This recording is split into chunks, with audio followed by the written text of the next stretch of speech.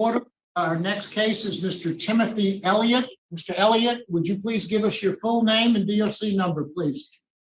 Timothy Lee Elliott, 320069. Mr. Elliott, let me explain our process to you. First, I'm going to read some information into the record, and then we'll conduct a parole interview with you. At the appropriate time, we'll allow the participants who've indicated they wish to speak and have their input. Currently, here in our facility here today is your mother, Ms. Shirley Rodriguez Elliott, and she wishes to speak on your behalf. At the end, you'll be allowed to make a brief statement before the board votes. Do you understand our process? Yes, sir. This is a matter of Timothy L. Elliott, date of birth September the 25th of 1968. He's classified as a 9th felony offender. He has a parole eligibility date of April the 28th of 2023, adjusted good time date of September the 16th of 2044. He is currently serving 29-year and 6-month sentence on the charge of simple criminal damage to property after having been adjudicated a habitual offender. Is all of this accurate, Mr. Elliott? Yes, sir. Mr. Elliott, your case has been assigned to Ms. Wise. Ms. Wise will begin our interview process. Would you please answer any questions she might have? Yes, sir. Good morning. Good morning. How are you? I'm okay. How Good. are y'all? I'm good. Yeah, I'm good. Thanks for asking. Yeah. This your first hearing? Yes, ma'am. Yes, ma'am. Okay. Right. So tell me, when did you learn that you'll be up for parole? I think not long ago. Oh. I don't think. I mean, I didn't really know when I was sentenced in 2017. I thought that was the end of my life. I thought it was flat time, so I didn't know. Okay, it was not too long ago that you learned you were eligible for parole.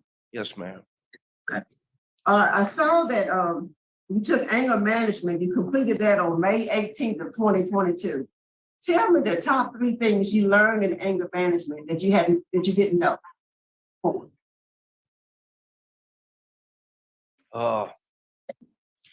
I learned to kind of slow down and take my time, think about things. And I think what things are important to me, those things I need to keep in the back of my mind and help me keep me from flashing out, I guess. And third thing would just be to watch my stress level and don't be stressed out. And it helps me control my anger and temper. Good. Good. And implementing that, have you seen the change? Those 3 Yes, things? ma'am.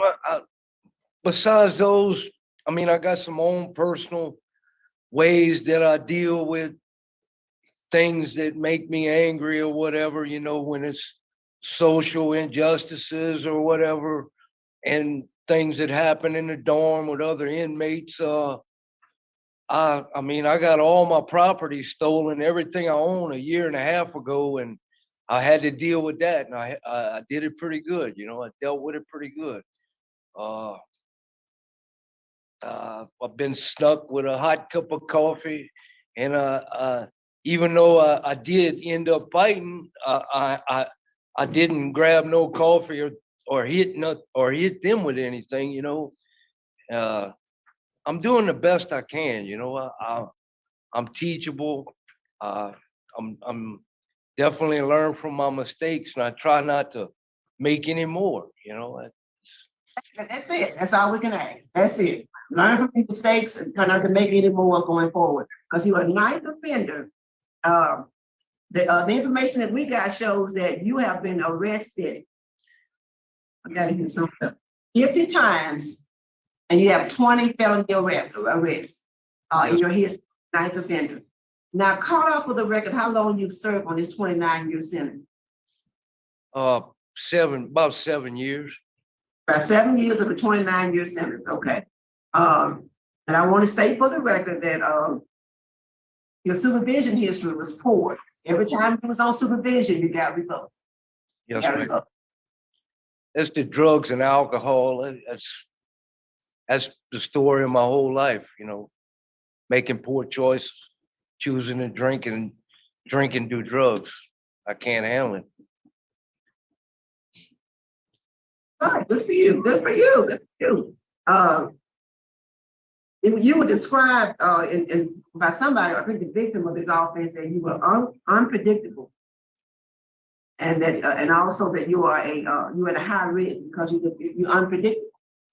How did that sound, hearing that somebody said you're unpredictable? You said the victim is saying that about me, The warden at the institution where you committed the offense, we reached out to him and got his opinion. Oh, yeah. I'm definitely unpredictable when I'm on drugs and alcohol, but when I'm Okay. and a lot of the problems I had in that jail was when I was coming in intoxicated and when I was in lockdown and other inmates were I was having a problem with another inmate, you know. But I mean I take responsibility for that if he feels that way about me. But I've been released from that same place on good behavior, you know, for little misdemeanors, you know. But like I said, I can be bullheaded at times, you know, but I'm trying to I guess what I was getting at, and I know what you're doing too, but when you think about yourself now and who you are now, do you see yourself as unpredictable, or do you see yourself to have kind of lined out and you are more predictable? What do you say? I think I'm a lot more predictable now than That's what I wanted to hear. Good. e- every day of my life. I try to better myself since this has happened and since the Supreme Court vacated my sentence. And when they did, the judge made a recommendation in there, and it was to review for the sentencing judge to review my history. And I don't know, ever since then, I reviewed my own history and I couldn't sleep for like 2 or 3 days. And I was thinking of all my life and the drugs and the alcohol and all the blackouts. And I even thought about things that I didn't even know I did, you know. And I mean, I'm just, I'm lucky to still be alive. I'm lucky my family's alive. I'm lucky I didn't kill somebody else. I mean, I'm just blessed all the way around the board. I mean, you know. Here. Good to hear. And I want to say this on the record too, in terms of our tools that we use for predictability, you have high needs and high risk. There's nothing you can do about it. Just want to stay on the record. And we reach out to the law enforcement community to get their opinion about the release. There's a lot of opposition expressed by the law enforcement community. Nothing you can do about that. I'm just stating on the record. But if you were successful today, where would you live and how would you support yourself? Well, I would stay with my family, and they live in Gonzales, which Okay. they used to live in the Homer, Terrebonne Parish, Thibodeau area, but they've since moved to Gonzales because they're getting real old and bad health. And I would stay there until I move on, you know, and get my How own. would you say? How I would didn't. you support yourself? I'd get a job, probably back offshore. That would be my goal later on because I like working offshore. But I'd probably get whatever job I can get, you know. And I'm how would you good. say it's over? I'd go to AA meetings, get a sponsor, and do what I got to do. I know everything I need to do to stay on the street, and I just got to do it. You know, that's the bottom line.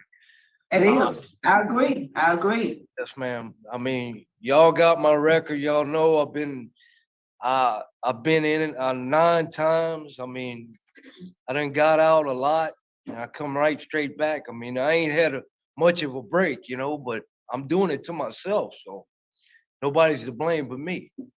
So, I like how you own it. I like that. Warden, anything you want to share with us? Yes, ma'am. Good morning, Ms. Wise. On, sir.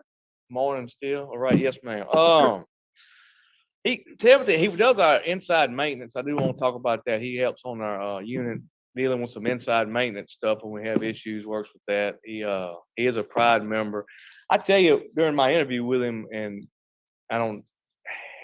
I could see him benefiting maybe some long-term substance abuse program or something like that. But he's not a bad guy. Like you said, he owns it. He owns it and he communicates with it well. He just has his issues, but that's all. All right, thank you, Warden. Appreciate it. That's all I had, Jim. Thank you. Mr. Gregor. Mr. Elliott, good morning. yes, sir. Good morning. Be careful how you call your family old, because the boss is sitting in the room. Well, I forgot to say I'm getting old too. I mean, it's catching up with me. You know. Thank you very much. Now we'll hear from your mother, Ms. Elliott. If you don't mind, ma'am, would you go up to that podium, tell us what you'd like us to do. Hi, and thanks for letting me talk. About a year before COVID, and I would visit with Timothy and talk to him, we could see changes in his attitude and how he communicated and everything else. And he's really gotten to practically better. And he will be living with us if y'all choose to let him out, even out. His daddy is not here because he knows what issues. He doesn't leave the house very much. And about 3.5 months ago, he broke his neck in place. But he's got a brace. And Timothy could just be a fantastic help for us. And I think he needs any support that we have. We go to church, we're a Christian family, and I know he will go with us because he's meant before as a child, so you know what's what. So I'm asking, y'all see it in the future to release him. We would appreciate it very much. Thank you. Thank you very much. Y'all have any questions? No, ma'am. No, ma'am. I'm not that old. No, And you have a beautiful smile. Thank you. Mr. Elliott, is there anything you'd like to say before the board votes? I'd just like to say I'm sorry to the community and to my parents and to all the jail, the warden, and all the police officers that have to deal with me when I was, on the street and belligerent and drunk and arresting me. Apologize for all that. And I'm truly sorry, and I'm going to change that because I'm not drinking again. I'm not taking drugs. I also have found out in the last 2 years that I got cirrhosis of the liver, so that kind of changes. That helps me with my decision that I cannot drink, so. But anyway, that's pretty much all I got to say. Thank y'all for being patient with me. Thank you very much, Mr. Elliott. Am I ready to vote? Yes, he Ms. Wise? Mr. Timothy, I am so excited by where you are today. And I know your mother's excited to see how you're coming to full circle. I'm excited to see that. Yeah. And I want you to carry on.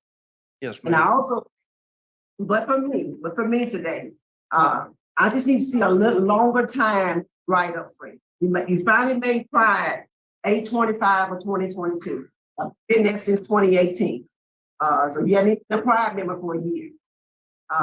I'd like to see you reapply as soon as you're eligible for a rehearing. But stay right up free. Keep like you said, you got things you got to work on. You got to, and you only served 7 years of a 29-year sentence. But today my goal is to deny insufficient time served.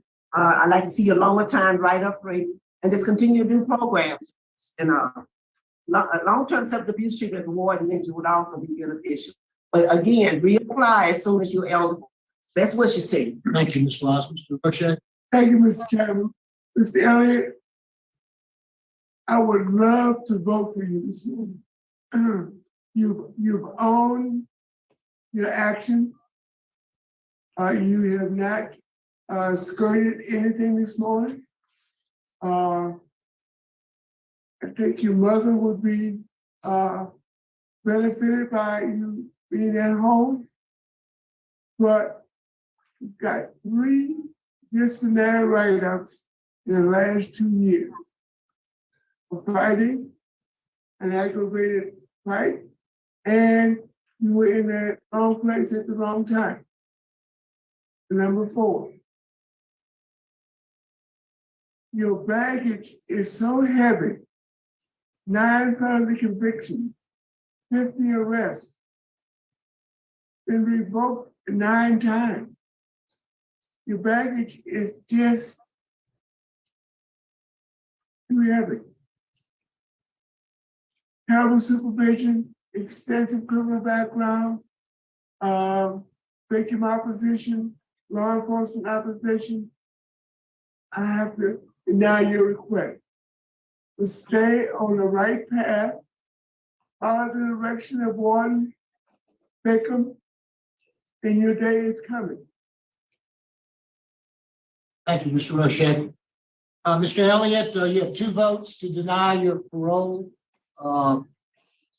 You're doing well, working hard. I think you've really turned a corner. It was a pleasure to see your mother here today, talking on your behalf. You've got good family support. I agree with Ms. Wise. I think that if you can stay disciplinary free, write-up free for a while and reapply, then if I'm still on this board, my vote would be different. And I agree with my colleagues today. Your parole has been denied, but we encourage you to keep working as hard as you work. So good luck to you. Okay, thank you. Thank y'all. Appreciate it.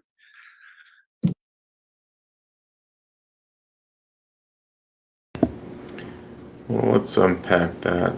Yeah, he seems to have a great attitude with getting denied. I guess he's realistic. We can jump into one of the things that we have on record here. I gotta tell you, he is, he's like one of those people that, I love how the warden sits and talks it out with him. Always great to see. My favorite warden. He's one of those people that we have probably all seen in the streets, yelling or screaming, getting in fights.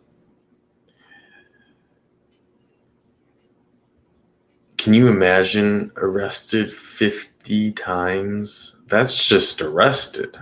I mean, the cops would have known him in first name basis. More than that even. And 9 felony convictions with also being revoked 9 times. Is that what I heard? Your baggage is just too heavy, sir. Mr. O'Shea does sometimes have a real way with words, and he was a court librarian, so it would make sense. 29-year sentence. They basically were like just throwing away the key at this point. I mean, he has shown no ability to control his temper. This is an angry man, and I'll get into some of that. So here's something. When he was locked up, okay, so an inmate in the Terrebonne Parish Jail in Ashland, the defendant had moved temporarily to cell 106. The defendant was locked in his cell, but the food and service hatch on the cell door was open. An inmate outside the cell exchanged words with the defendant and closed the hatch on the door. So I'm guessing that hatch can only be closed or open from the outside. Tell me if anyone knows that. And that really angered him. the defendant, which I could get it, you'd be angry if someone's controlling your cell. It's your cell. They shouldn't touch your cell. Maybe you want the thing open so you can just have some fresh air come through there, or whatever fresh air there is. And it could even just be a respect thing, right? But he was so angry, he went onto his toilet so he could stand up, reached up to the ceiling, ripped the speaker system out of the ceiling with the wires on it, ran to the door and smashed the speaker system against the little glass slit on his door, and it actually broke it. And so he got a whole bunch of, I think a felony for that. I'm not quite sure if it was a felony. Let's see, I'll drop it in there. But what's important is kind of just describing the anger, the kind of, and the trigger. I mean, you can't do that. You're locked up. It's having no self-control, and that's pretty scary stuff. And now you're here looking at a man, and he's making progress. That's nice to see, and maybe, but you would think, like, do they give you therapy there? I think I've seen in some prisons they do, but there's got to be such deep-rooted stuff, heavy, deep-rooted stuff that this man needs to get into and figure out.